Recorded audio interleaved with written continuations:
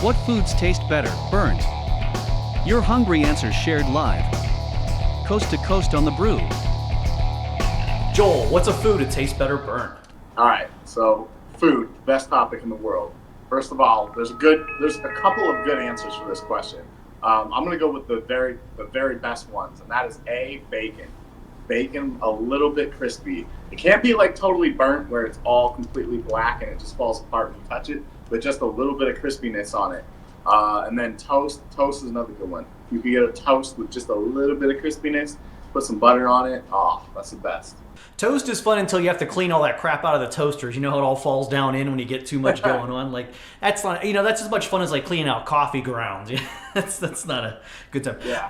I love your bacon answer. In fact, that is absolutely, that's one of mine. In fact, I'm probably going to get in trouble by saying this. I like a lot of my food well done, a little bit of char. I know it's carcinogens and causes cancer, and you're not supposed to have that.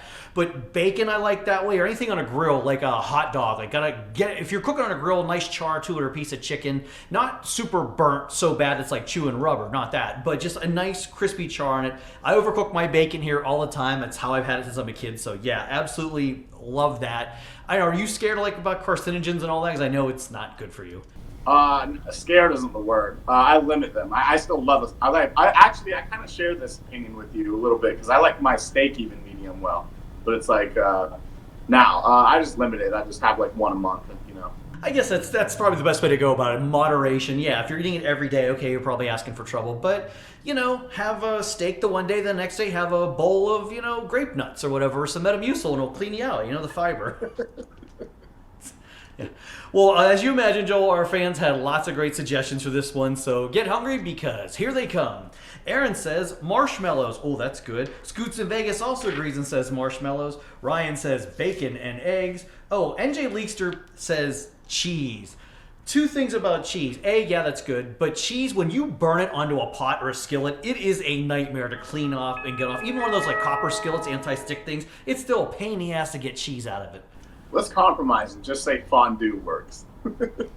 Yeah, but how about pizza? Because some places do like the coal-fired pizza and they put that char on it. I don't mind a little bit of crisp, but I'll tell you, if you put too much crisp on a piece of pizza, I'm out. Like, I can eat crispy bacon, but not super crispy pizza. Am I weird? No, not at all. If it's like on the bottom, I agree with you. Just that little bit like on the crust gives it like a little crunchy flavor. But another good point for pizza would be pepperoni. If you ever get pepperoni that's just a little bit burnt, a little bit crunchy, like that's the best on pizza. Especially that Detroit cupping pepperoni, it gets, it turns into like a little bowl almost. But then it goes too far because sometimes the grease will get in those little cups and all of a sudden now from the cheese and now you've gone too far. You gotta like flip it upside down and get all the grease out. Yeah. It takes a good pizza chef to find the right balance of that. And when they do find the right balance, that's a place, just take my money. Like it's great. Yeah. Yep. More of your suggestions. Rudy says ribs, spare ribs. I know a woman in South Jersey, she used to call them spare ribs. That's an inside joke. NJ Leekster, he says pizza. There, we talked about that. Steph says spam.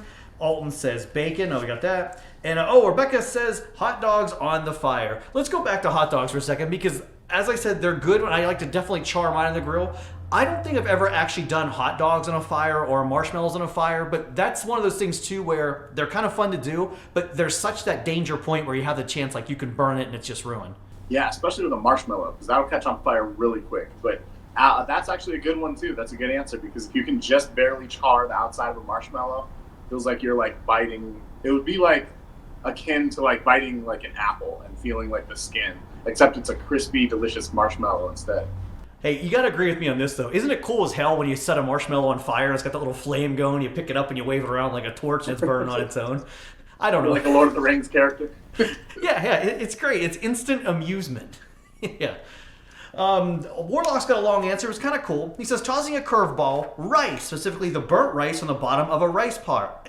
In Puerto Rican cuisine, scorched rice is called pegao, shortened pegado, or stuck. Other cultures do the same.